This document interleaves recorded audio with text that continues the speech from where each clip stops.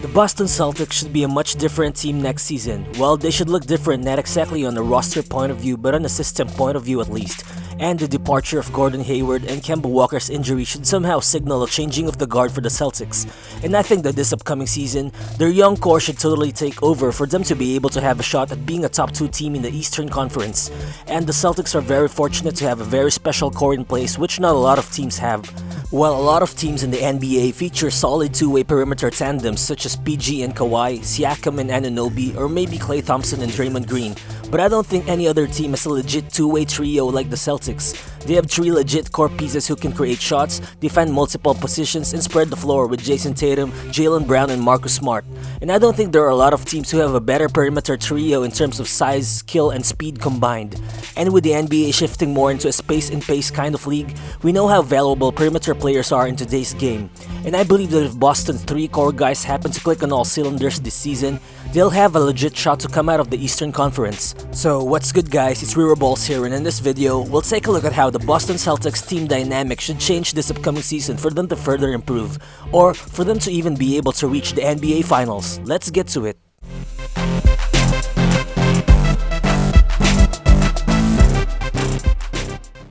For the majority of the past few seasons, the Celtics have created their narrative with guys like Isaiah Thomas and Kyrie Irving, but I think one of the most overlooked storylines with the Celtics is how quickly their young core players have developed, to the point that they can just afford to let Gordon Hayward go in free agency. While usually it becomes problematic for a team when you've got tons of talented players who need to have the ball in their hands, or when you've got to balance minutes for those guys altogether. That's exactly what the Boston Celtics have had this past season with their 5 best players. While it didn't necessarily produce bad results since they made the conference finals, but it's still a problem nonetheless. Last season, Coach Brad Stevens had the difficult task of balancing his core guys' minutes, and overall, Kemba Walker had the most touches per game for the team, slightly ahead of Jason Tatum, while Jaylen Brown had the least touches among their 5 best offensive players. While their 5 core guys were able to start at least 40 games each last season, that was because the team had tons of injuries with their rotation players. And the point is, no one really wants to be just an insurance for someone else. But this upcoming season, this shouldn't be a problem for Boston. Gordon Hayward is gone, and moving forward or even at some point along the season, I think the Celtics should make a decision to run their offense directly through Jason Tatum a huge chunk of the time. Because considering that Kemba is now 30 years old and has had constant injury problems, this might be the right time for Boston to hand the keys to Tatum completely. And as we've seen, Jason Tatum's game took a huge leap in the playoffs where he averaged 25.7 points, 10 rebounds, and 5 assists while playing 40 minutes per game. He's also averaged almost 22 more touches in the postseason than he did in the regular season. Basically, the guy transitioned from the touches per game range of guys like Spencer Dinwiddie or Terry Rozier into the range of Ben Simmons or Trae Young. And based on what Tatum has produced with those increased touches, it's safe to assume that he'll be ready to take on a much bigger leap next season. He just made his first All-Star game, and I don't think it would be a surprise to see Tatum at all included in early MVP conversations with Hayward gone and with Kemba sidelined for the first few weeks of the season or so. Well, he also made the All-NBA third team last season, and if you look at some of the wings who finished higher than him in the All-NBA team ranks, you'll have a clue of how he can improve as his team's constant number 1 threat. In the NBA, all the best wing players, no matter how much they needed the ball in their hands, didn't really need to force their shots. What guys like LeBron, Luka, or Kawhi did was they adjusted their game to be able to move the ball and set people up. While so far, it's kinda hard to see Jason Tatum as a primary ball handler like LeBron James or Luka Doncic in terms of play style, but I think he can be sort of a Kawhi Leonard in terms of playmaking. Well, just like Tatum, Kawhi is also a dominant scorer, and even if he's not a natural ball handler, he can still afford to have the ball in his hands all the time because even during those times when his shots don't necessarily fall, he still commands enough defensive attention for him to be able to set up his teammates. Well, I think if Tatum takes the Kawhi Leonard route as a playmaker, then the Celtics will be a more dangerous offensive team. Well, the problem is that last season, the Celtics didn't really know who among Tatum and Kemba was the real closer for them during endgames. Obviously, Kemba is a more natural clutch performer. He usually knows when to settle for the outside shot or when to drive to the basket. He's a veteran all-star after all. Jason Tatum usually settles for forced step-back threes instead of taking it closer to the hoop during late-game situations, but I think that moving forward, he should assert himself more as Boston's go-to guy in the clutch.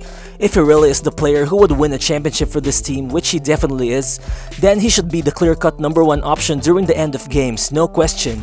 And if you look at it long term, Tatum can make tons of mistakes and Boston can still be a contending team because he has the luxury of having a guy like Jaylen Brown next to him.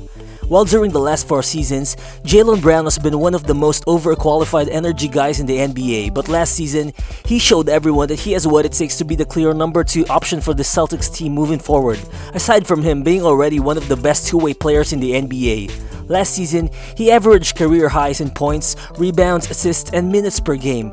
He put up more than 20 points and more than 6 rebounds in almost 34 minutes, and I believe that even the slightest improvement in his numbers can make him an all-star. He's just that much of an impact player for this team.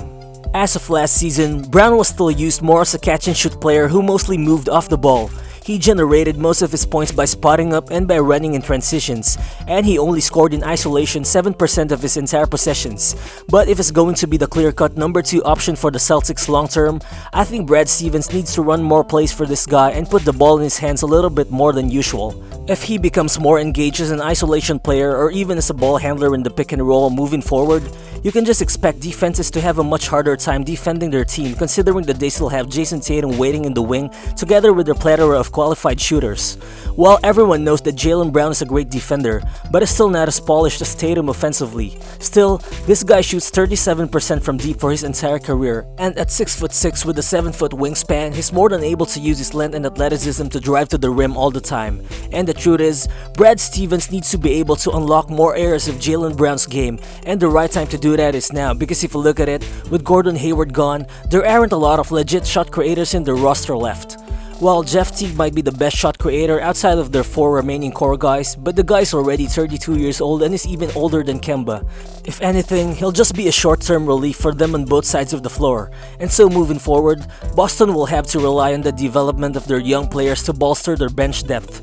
I think Brad Stevens will need to find the right ways to use guys like Langford, Grant Williams, Robert Williams, as well as their 2 new rookies Nesmith and Pritchard. But it's not hard to imagine at least a couple of these guys to turn out to be great players or to be good system players at the very least. While a great example of a player who really embraced his role as a key piece of the Celtics' future is Marcus Smart. Well, a lot of people tend to forget that this guy was a point guard in college and he's one of the best passers out of their primary core guys. But while playing for Brad Stevens' system, this guy didn't really mind not having the ball in his hands a huge chunk of the time. He basically turned himself into a great team defender while also improving his offensive game drastically through the years.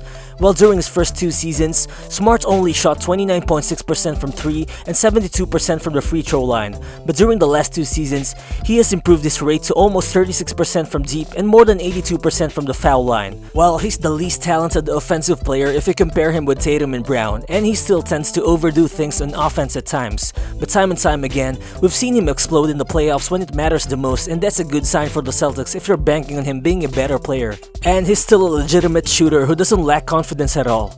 And if you're the Celtics, you'd be more than happy to have this guy playing alongside Tatum and Brown consistently if they're ever going to win a championship.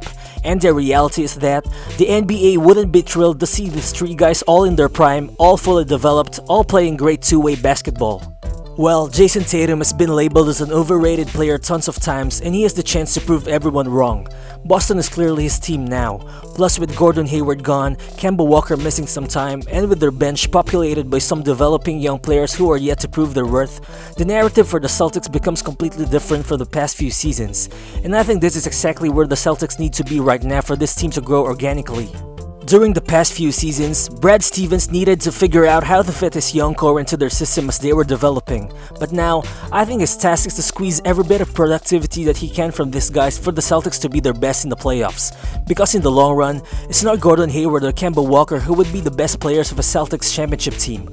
A title run will most likely be headlined by Jason Tatum, Jaylen Brown, and Marcus Smart. And the best thing for them is that they don't need to fit in anymore, but instead, they have to lead the way. Thank you guys for sticking until the end of the video, and feel free to drop a comment below about what you think of the Boston Celtics future. Also, if you've enjoyed this video, please smash that like button because it helps the channel a lot to be noticed by other fans around the NBA YouTube community. And please do subscribe to the channel if you haven't yet, because you don't want to miss another fire NBA content which I put out regularly. So again, this is Rero Balls, and I'll see you on the next video. Peace!